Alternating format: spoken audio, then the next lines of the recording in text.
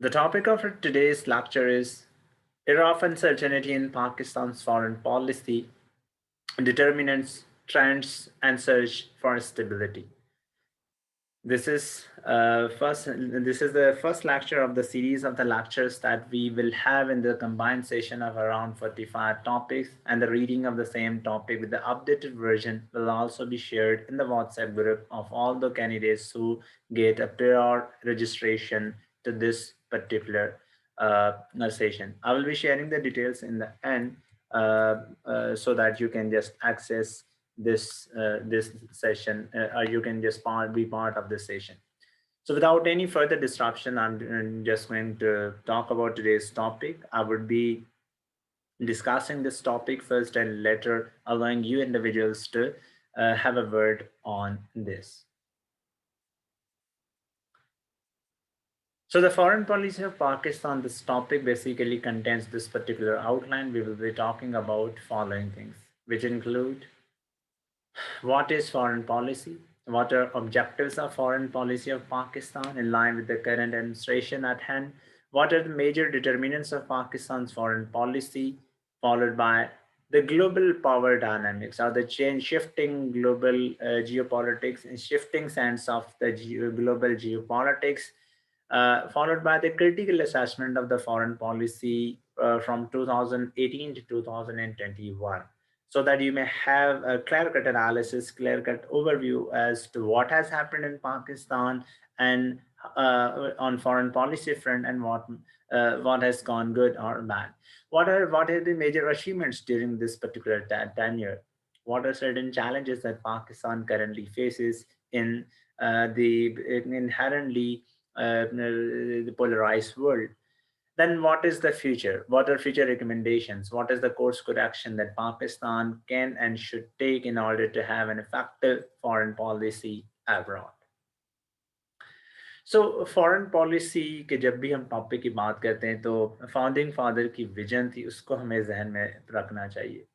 जिना साहब ने foreign policy के सर्टेन प्रिंसिपल्स आउटलाइन किए थे.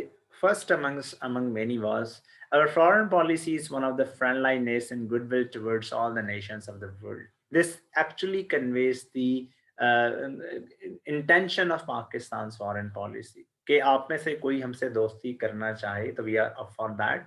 आप में से कोई हमारे साथ अच्छे ताल्लुकात पॉलिटिक्स में, इकॉनमी में, सोसाइटी में, टेक्नोलॉजी में या जिस भी शोबा ज़िंदगी में है रखना चाहते हैं, we are all up for that. इसका एक सटल रेफरेंस क्योंकि 1948 के कॉन्टेक्स्ट में इंडिया की तरफ भी था कि India was actually blaming Pakistan for harboring ill will and hostile attitude towards, for example, New Delhi. Jinnah Saab cleared that very stance through this particular statement. At the same time, Jinnah Saab said that we do not cherish aggressor designs against any country or a nation, but Pakistan would do what it takes to ensure its territorial integrity, its sovereignty, and deter other countries to meddle into the internal affairs of the state of Pakistan. The other principle laid down in the foreign policy of Jinnah was we believe in the principle of honesty and fair play in national and international dealings and are prepared to make our utmost contribution to the promotion of peace and prosperity among the nations of the world. That necessarily implied that Pakistan would not be a state that would sit idle at home or that would have an inward looking states perspective कि बस हम अपने अंदरूनी मामला तक ही महदूद रहेंगे. हमने एक्सटेंड कर ली कि भाई जो भी हमारा इंटरनेशनल इन्वायरमेंट है, जहां जहां पे हमें लगता है कि हम कंट्रीब्यूट कर सकेंगे, we would leave no stone unturned to actually benefit international community, particularly for promotion of peace and prosperity. Next principle and the last principle to discuss here was Pakistan will never be found lacking in expanding its material and moral support to the oppressed and suppressed peoples of the world and in upholding the principles of the UN Charter. This had a categorical reference to the ongoing freedom struggle in occupied West Bank and Gaza and the Palestinian territories and the occupied Kashmir that India illegitimately occupies and continues to do so. But over the course of time, things have changed, but the inherent vision has stayed same. Even today, Pakistan's foreign policy, to start with introduction, has this fundamental theme that from now onwards, Pakistan will only partner in any other country in peace, reflecting this the consistency with ideals laid in the speech of Jinnah. We will not become a part of any other conflict. We will not join any other country in any conflict. This is what is the narrative of the incumbent Prime Minister of Pakistan.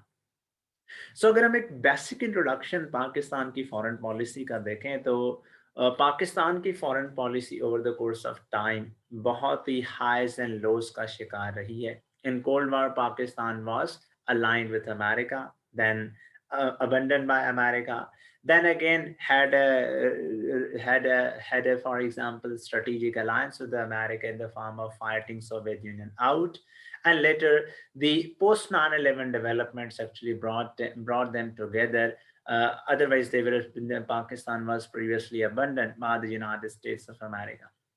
But over the course of time, this whole alliance of war on terror became so much trickier an alliance that America started blaming Pakistan, that Pakistan hunts with hound and hides with hare. So this American approach basically forced Pakistan to have introspection of its foreign policy vis-a-vis America, that allies do not put each other on notice, allies do not sanction each other, or allies do not speak in this rebuking language at the end of the day. So what Pakistan has learned today is okay, we have been fighting America's war on terror, and that had been very consequential. So this statement basically is a reflection of Pakistan's mindset today, that our focus is stability at home and supporting stability abroad. Before going deeper into the discussion, let's have the conceptual clarity of certain key terms. What is foreign policy? We have a domestic policy, and then we have external or foreign policy.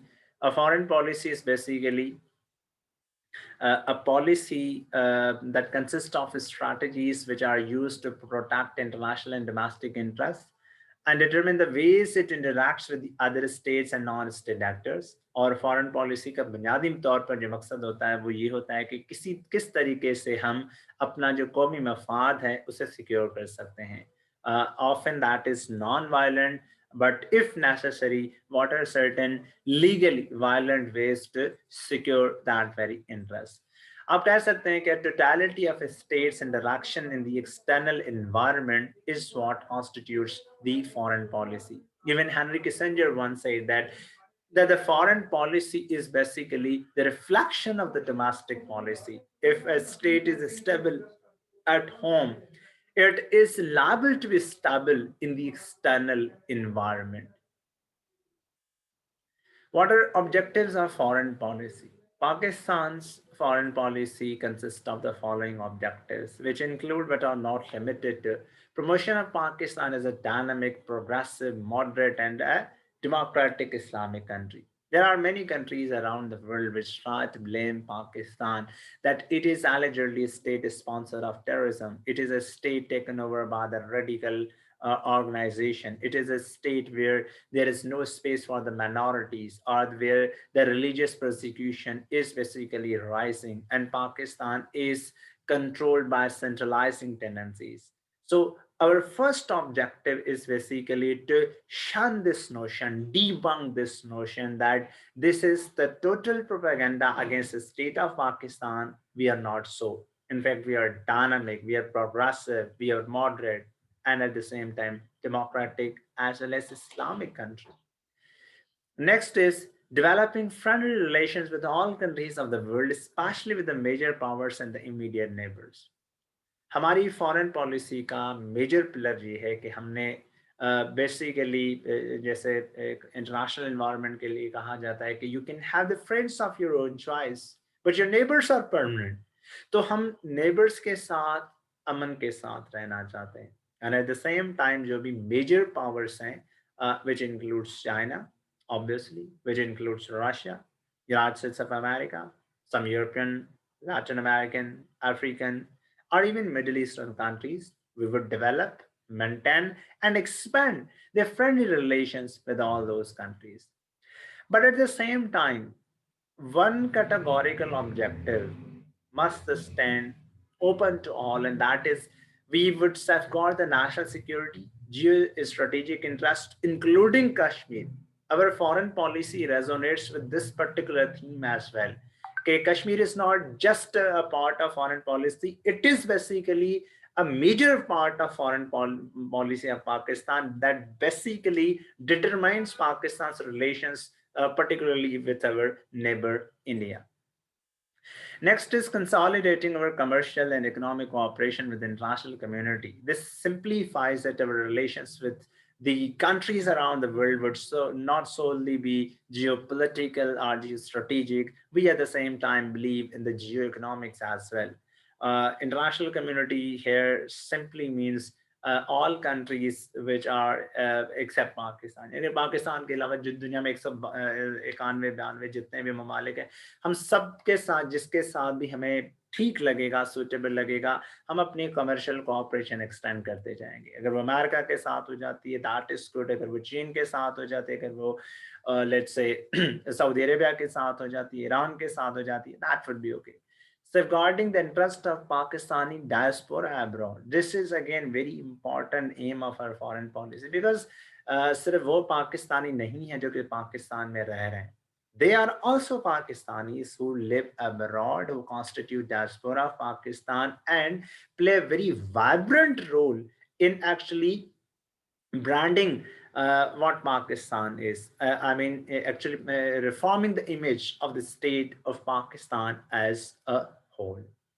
Ensuring optimal utilization of the national resources for regional and national international cooperation, ताकि पाकिस्तान का जो power है और जो security है वो maximise हो सके. We can be major power and its circumstances and the geopolitical environment and our friends and our overall alliances can be superpower short of becoming hyperpower.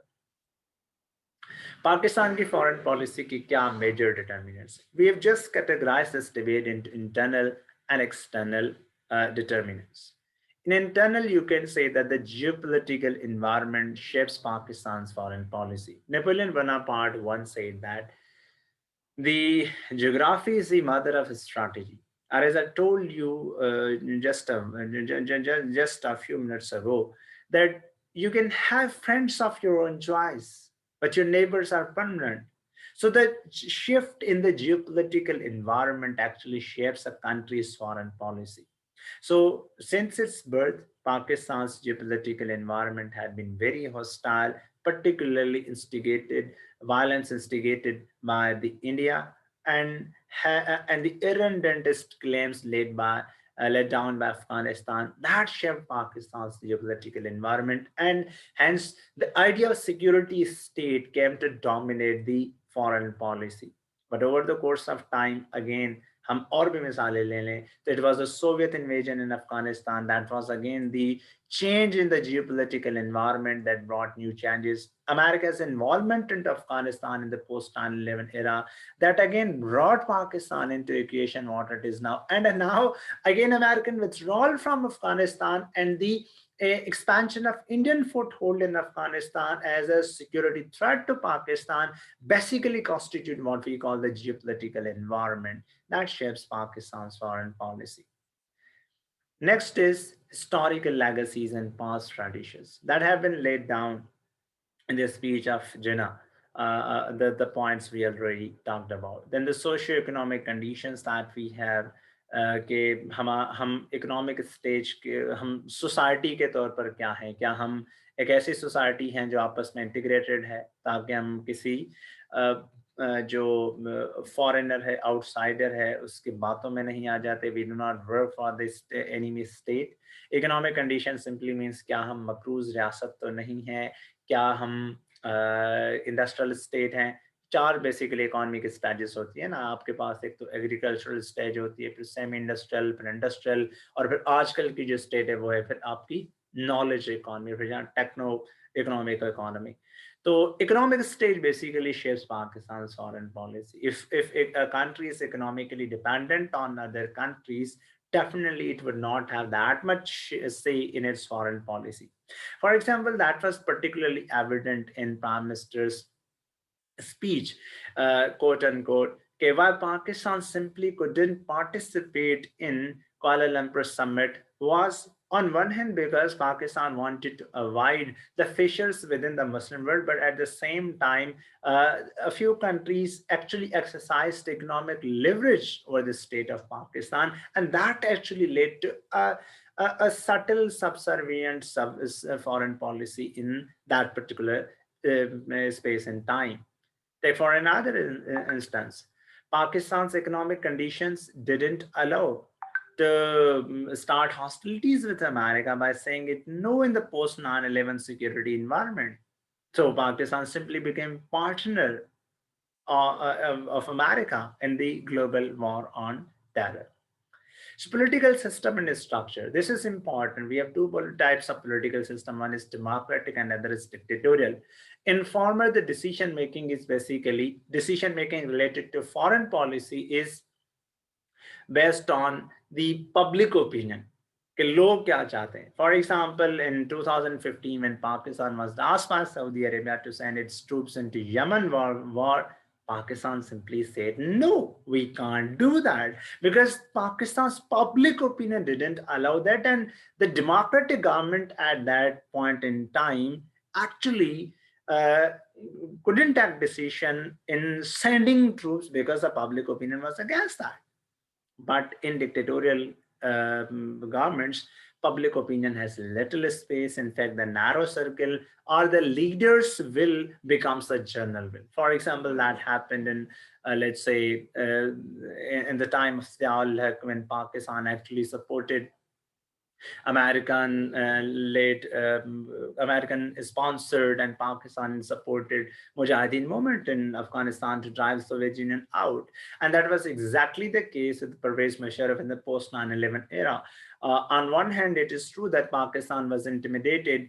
Pakistan was coerced into becoming part of American alliance in war on terror. But at the same time, this fact is also categorically clear that because the decision making was centralized into one individual, the foreign policy decisions were also rested with that individual. Then the ideological consideration. आप देखें कि ये सारी चीजें कितनी भी तब्दील हो जाएं, if your ideology doesn't allow that, we would not do that. For example, this is classic case. आप देख सकते हैं कि different countries all around the world, different Muslim countries, in fact, all around the Muslim world are recognizing the state of Israel. But we have certain ideological considerations and limitations that we would not recognize the state of Israel as long as the just settlement of the Palestinian cause is not achieved. So at the same time, ideological consideration can actually come up with the geopolitical considerations as well. For example, we also do not recognize Armenia because we have good ties with Azerbaijan, and Azerbaijan and Armenia have competing claims in the what recently happened or what happened in the 40 days long war in Nagorno-Karabakh. So ideological consideration coupled with the geopolitical considerations also shape a country's foreign policy. But the most important in many things is the decision makers' dream, their images and the motives, that what are the priorities of the government at hand, and what is the mandate of the government actually given by the people. That also matters at the end of the day.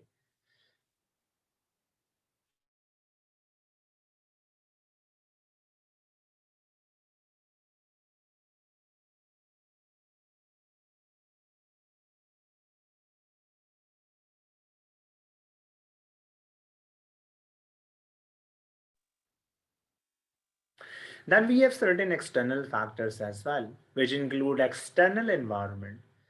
Internal environment simply mean what are the internal security threats we have in the form of political, economic, or security threats.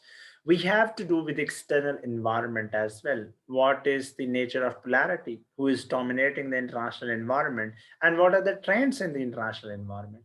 Then we have to look up to the power consideration, that how power is basically divided in an international environment. Is the world unipolar? Is it bipolar? Or it is multipolar? And the decisions are taken accordingly. Then there is the issue of alliances and counter alliances. This also matters and matters a lot. Then role of the international institutions. जैसे आप देखें America is using international financial institutions to coerce Pakistan and change its behavior as America wants in order to achieve American interests. Then what is international public opinion? For example, Pakistan actually became part of US-led war on terror because international public opinion also demanded that. Whole international community was actually uh, raged with anger against those terrorists. So what is vision of foreign affairs today? We have a threefold vision that Pakistan believes in the economic recovery. Pakistan will not be partner to any country, and the focus is on the good governance and improving international standing. So having said that, let's have a chronological overview of Pakistan's foreign policy of the year 2018 to 21. So Pakistan's foreign policy started with the extending olive branch to India. In fact, हम India के साथ अच्छे ताल्लुकात रखना चाहते थे.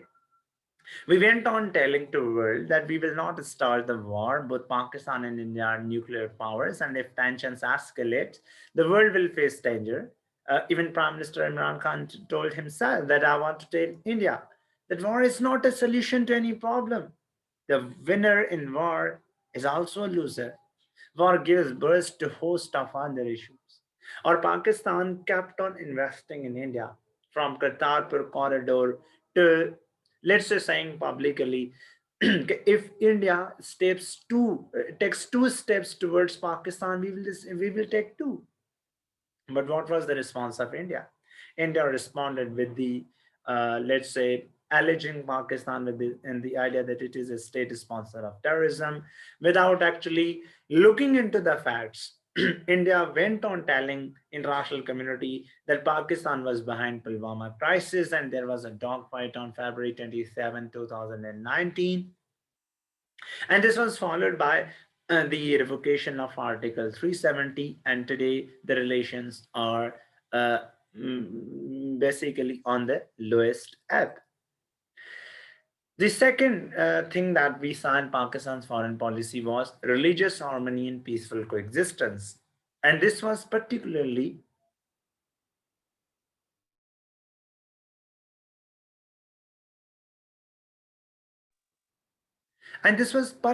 manifested in opening Kartarpur corridor, where Pakistan's Prime Minister said that I am always so happy to see this community who have come here. God lives in the hearts of all of us.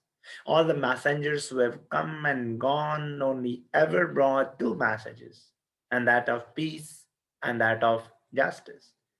लेकिन Kartarpur corridor, on one hand, Pakistan opened that very corridor. It was the same fateful day on which Indian Supreme Court gave the verdict on the Babri Masjid.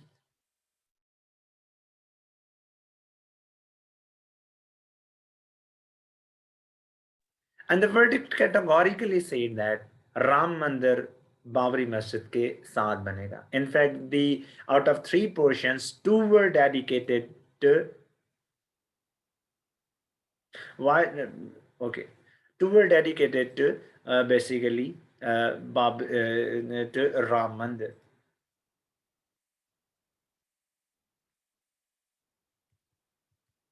Then Pakistan's focus was internationalizing Kashmir issue. Kashmir issue basically पहले भी international issue ही था लेकिन this came to dominate international politics and international political landscape after India revoked Article 370, and the government of Pakistan Ministry of Foreign Affairs went on telling that Kashmir issue could be resolved through dialogue as the war could not be a solution to any problem and those looking for that option were the fools. Pakistan ने Kashmir issue को internationalise करने के लिए UN security council, United Nations, international criminal international commission for human rights, European union, SCO और जो OIC जैसे मुख्तलिफ फोरास हैं उनके ऊपर इस इशू को एक्सपेंड किया. At the same time, Pakistan, let's say, established a separate cell for the cause of Kashmir. Pakistan shaped public opinion by mobilizing people on weekly basis for the Kashmir, or and took some defensive measures in order to protect the Kashmiri cause, because India wanted to convert this cause into a terrorist movement, nothing short of that. बाकी इसके ऊपर जो तफसीली गुफ्तगू है वो हम फिर कश्मीर कॉज में करेंगे. अभी हम एक ओवरव्यू ले रहे हैं पूरी फॉरेन पॉलिसी के इन पैराडाइम्स का. Closer strategic partnership of with China, that has been the other major major tool of Pakistan's foreign policy. और उसमें मेजर हमारी जो चीज़ें थी वो CPEC 2.0 था, bringing China closer in its cooperation during pandemic, and at the same time the support of China was important in actually thwarting America's too more imperial tone or the pressures of Indo-US nexus. Next important was US-Taliban deal on February 29, 2020, last year. And that was basically one of the greatest achievements in Pakistan foreign policy, because it facilitated the peace process, and the geopolitical lens of Afghanistan started shifting, and Pakistan actually supported this idea ताकि उसकी जो eastern wing है और जो western wing है दोनों में piece हो. ईस्टर्न विंग में पीस तभी आ सकता है जब हम ऑन वन हैंड अफगानिस्तान वाले फ्रंट को काम कर सकेंगे, and then when India realises that Indian ambitions to weaken Pakistan from within are using other countries soil to actually support terrorist movements in Pakistan can not succeed, then India would definitely come to negotiating table. Then there was Pakistan's Middle East policy, having closer ties with the Kingdom of Saudi Arabia, but those ties also faced a few lowest points, but then the ties are again gathering momentum. At the same time, Pakistan started maintaining closer ties with the state of Iran as well, because Pakistan considers, and this is the central theme of Pakistan's Middle East policy, that on one hand, Saudi Arabia is a geoeconomic necessity, but Iran is a geopolitical reality that we must acknowledge. Then at international level, Pakistan became very vocal in supporting the idea of countering Islamophobia. In fact, Pakistan's former ambassador to United Nations, Maliha Lodi, gave a 6-point program to counter Islamophobia. Now, there are various ways one can counter Islam. The international community can counter Islamophobia, and they include, but are not limited to, legislation by countries to address racism and faith-based hatred. मुख्तलिफ ममालिक को ये कवानीन बनाने चाहिए कि किसी को किसी रंग, नस्ल या मजहब के ऊपर जो है वो उससे नफरत नहीं की जाएगी. आप देखें कि यूरोपियन कंट्रीज में हॉलोकॉस्ट डिनायल के ऊपर लेजिस्लेशंस हैं. अब इस मसले के ऊपर, एंटी सेमिटिज्म के ऊपर लेजिस्लेशंस हैं. why are there no legislations related to Islamophobia? This became the important concern. Second is monitoring social media platforms to prevent hate speech and negative stereotyping. This is very important क्योंकि social media ने ही basically जो Islamophobia से related stereotypical attitude है उससे जन्म दिया है, and that stereotypical attitude needs to be actually tamed in order to actually have a breathing space for the Muslims in the international community, or at least in the West.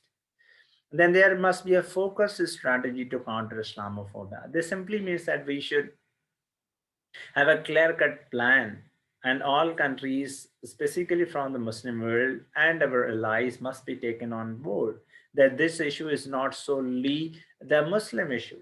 This is a global issue, and all countries must focus on that as well. Increasing investment in research to identify root causes of religious hatred, and then increasing engagement of the women and youth. Last but not the least, investment in education. Then coercion by international financial institutions. You can talk about the policies of IMF.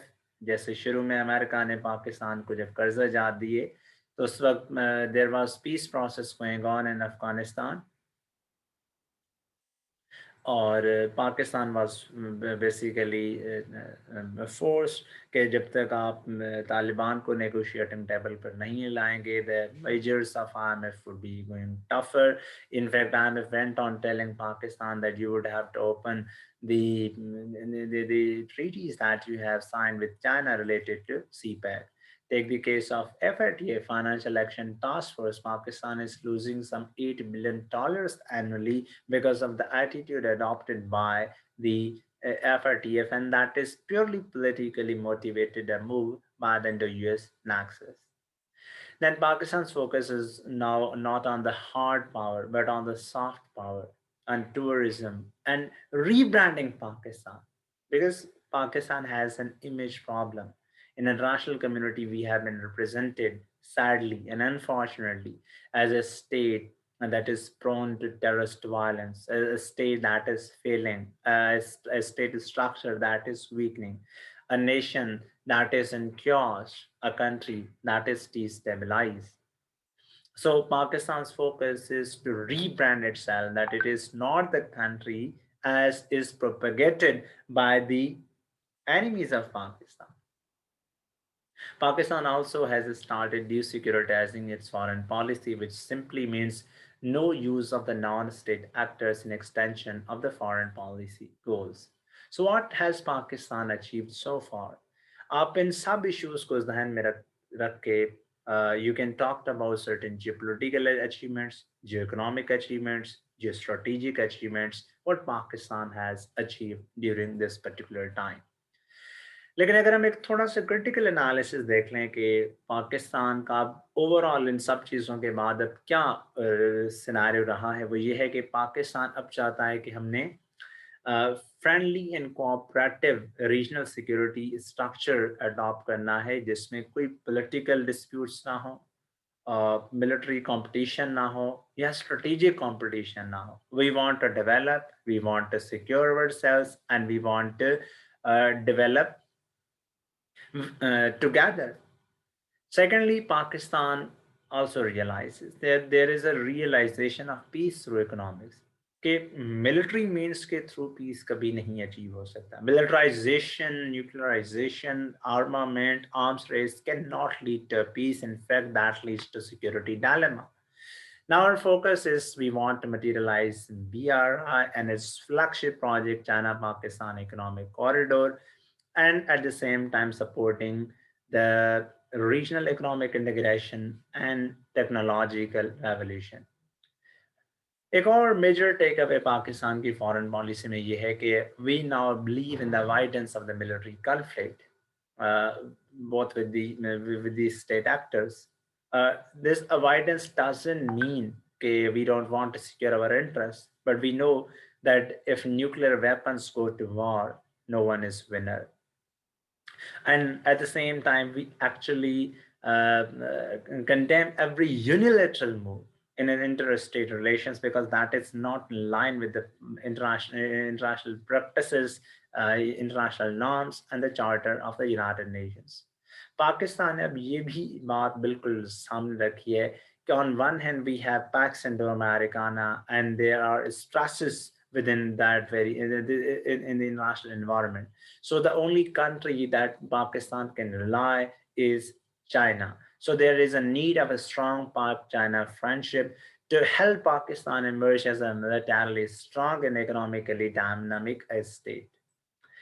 The other major takeaways that you can actually write are Pakistan facilitates peace process in Afghanistan, or Pakistan has a deep sympathy with the Afghanistan people of Afghanistan, that how the Indian state-sponsored terrorism has weakened them a lot. and how Afghanistan as a failed state has become home to multiple non-state actors which have been exploiting ordinary Afghans. In fact, Afghanistan, जैसे कहा जाता था कि it is a graveyard of empires, it is today a graveyard, but not of the empires, but of the ordinary Afghan people.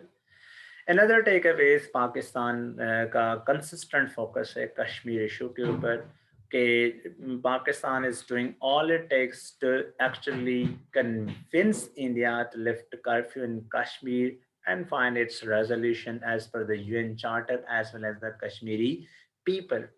Next is in international environment, there is a rivalry between US and China. Pakistan is also trying to manage that and find a space for breathing space for itself. And as I told you that Pakistan considers Saudi Arabia as a geopolitical, geoeconomic necessity and Iran as a geopolitical reality. Pakistan is trying its best to actually have a balanced relation in that paradigm.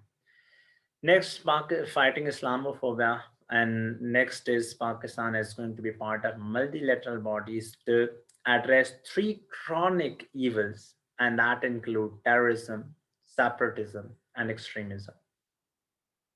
But there are certainly many challenges, and those challenges can be in the form of threat of Thucydides trap, in major power relations. There is a potential of Iran-Saudi rivalry conflating into a war. US-China tensions can translate into war, or even India-Pakistan tensions can be translated into a war. That is a major challenge. Then Afghanistan-centric American ties and Indo-US nexus is a major challenge. In fact, America is basically strengthening India to a scale unimagined before. Indo-American military industrial complex is threatening the strategic stability of South Asia, but not only of the South Asia, but of the globe as a whole. And this is one of the important challenge and threat to Pakistan's security, stability, and obviously its foreign policy. There are vested interests which are tightening the news around Pakistan. For example, it can be in the form of IMF, it can be the form of FATF, and it can be in the form of many other international organizations that have been aimlessly pushing Pakistan and cornering Pakistan, and that is also a major challenge. Thucydides trap ये होता है कि आप उसे यूं समझ लें कि स्टेटस को पावर होता है एक होता है इमर्जिंग पावर। आप उसे ये समझ लें ग्राम टी एलिसन की किताब है can US China avoid Thucydides trap. Thucydides trap की डेफिनेशन ये है कि a status quo power feels threatened by the rising power.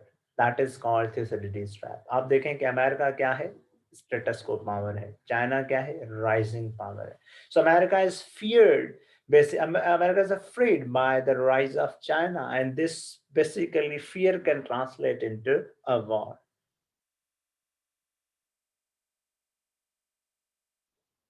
जवेर Ahmad आपने जो लिखा है ना वो ये है weak suffers strong can do whatever he wants, ये मिलियन डायलॉग है, ये थ्यूसिडिडीज ट्रैप नहीं है। सो थ्यूसिडिडीज ट्रैप वो है जो कि मैंने आपको अभी बताया। Next is emergence of multipolar order has its own complexities because multiple power centers होते जा रहे हैं. In fact, India has become part of multiple agencies of the United Nations, and this is basically also a threat to Pakistan. We don't know how the declining American hegemony would have consequences for international peace and security. The revival of Russia, the enhanced role of China, all these things actually have their own complexities and issues at hand. Then financial institutions, इसके ऊपर हम बात कर चुके हैं.